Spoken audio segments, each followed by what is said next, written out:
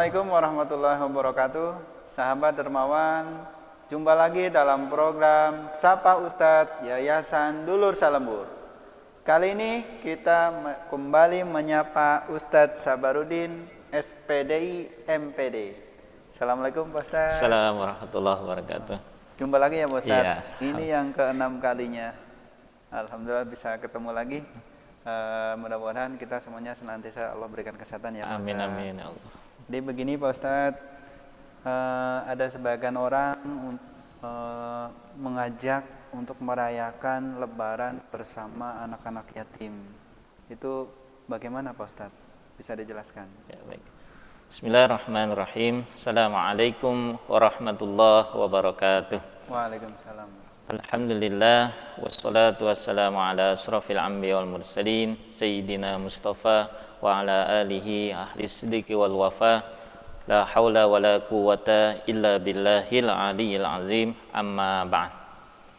Hadirin jamaah hadanillah wa iyyakum ajmain. Kembali lagi kita di gelombang yang sama, yaitu di acara Sapa Ustadz di Yayasan Dulur Salembur. Semoga para pemirsa yang telah menyaksikan acara ini selalu diberikan hidayah taufik oleh Allah Subhanahu wa taala. Amin ya rabbal alamin.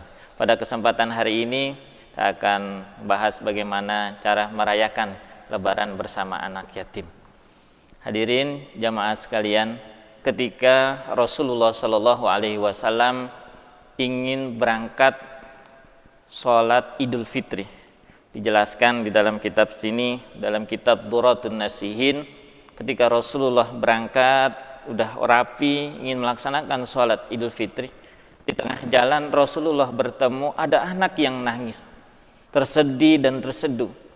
Kemudian Rasulullah Shallallahu Alaihi Wasallam menghampiri anak tersebut.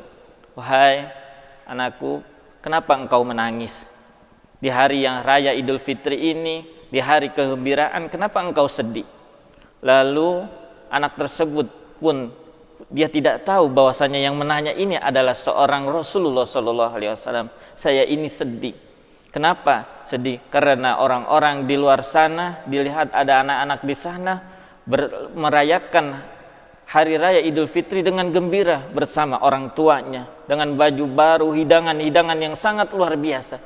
Padahal diri saya sendiri bahkan hidangan pun tidak ada, baju yang menempel pun ini adalah pakaian yang sudah lusuh dan kumuh, karena orang tua saya itu adalah meninggal ketika berjihad membantu Nabi Muhammad Sallallahu Alaihi Wasallam.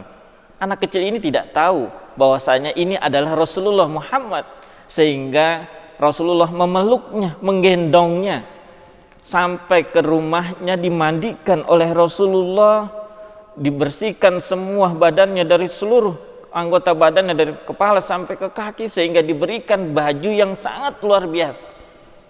Sehingga ketika itu diajaklah anak ini dibawa bersama Rasulullah, di sampingnya Rasulullah melaksanakan sholat Idul Fitri, sehingga anak-anak yang lain ini teriri terhadap anak tersebut.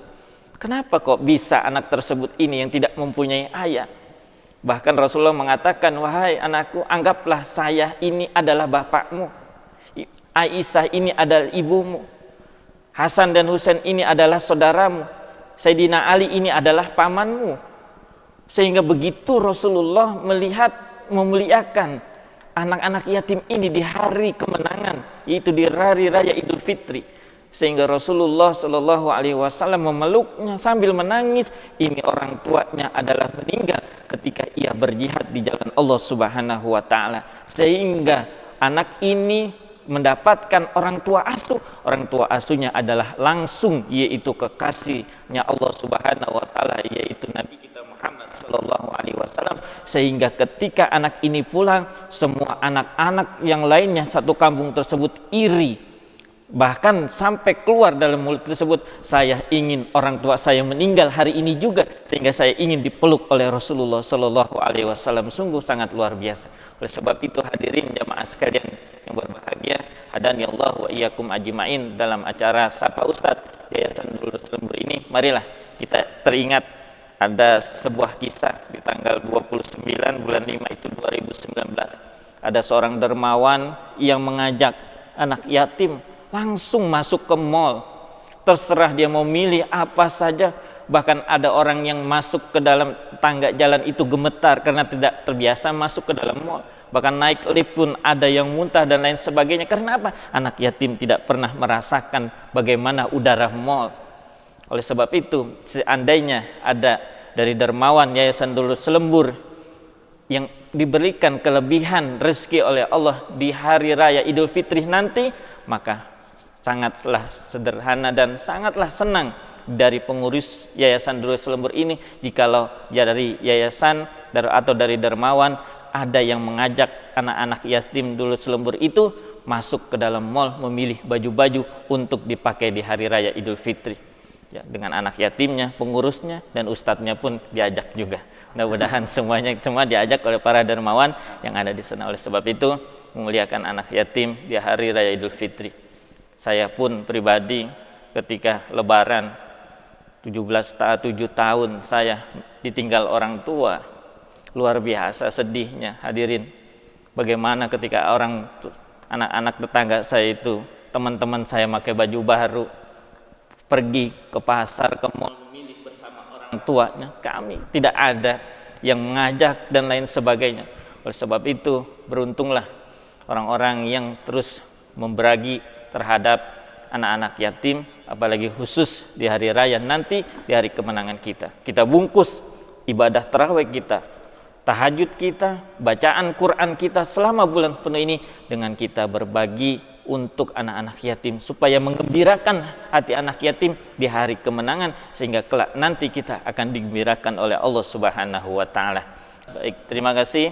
Kurang lebihnya mohon maaf. Marilah kita rayakan hari raya Idul Fitri bersama anak yatim, maka kemenangan kita ini akan lebih bahagia dan lebih sederhana dan mungkin kita akan mendapatkan ridha dari Allah Subhanahu wa taala. Usikum wa nafsi bitaqwallah. Assalamualaikum warahmatullahi wabarakatuh. Waalaikumsalam warahmatullahi wabarakatuh.